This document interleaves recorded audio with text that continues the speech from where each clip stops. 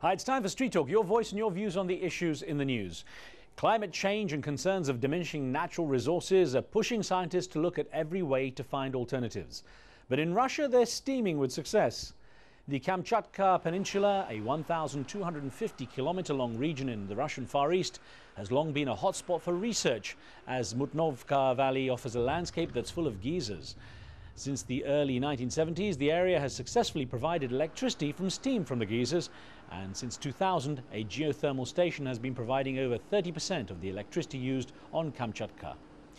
Harfia in the UK is not impressed with the approach that governing authorities have taken towards the environment. Government should be moving people and money in the direction of renewable energy generation. Many of them, though, have become deeply entangled with oil companies and have vested interests in not moving in this direction. John in New Jersey in the USA agrees with Harfia and believes the responsibility lies at the top. Every government should support research through grants or tax incentives for more green alternative energy sources. Wind, water, geothermal are probably almost inexhaustible resources compared to fossil fuels. Also from America, Carl in Oregon writes in with suggestions for everyone.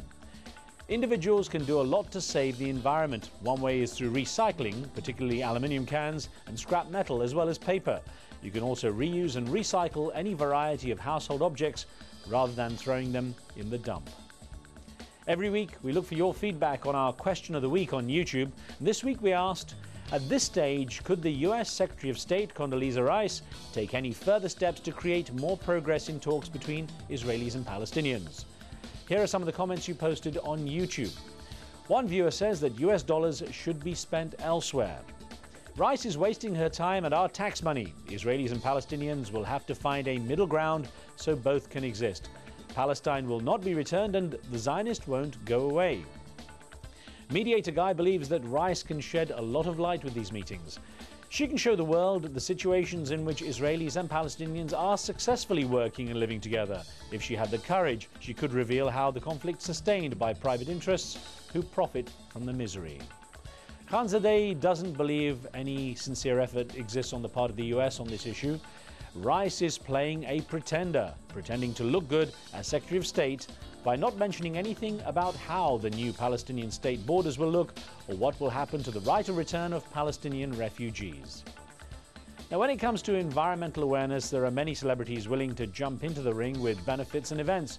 The Singaporean political cartoonist Deng Koi Mil offers his take on their political awareness.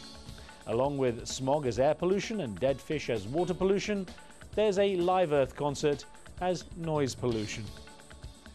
Children learn by mimicking adults, and sometimes the teacher can demonstrate as much inability as the novice, as in this case of drinking water from a hose.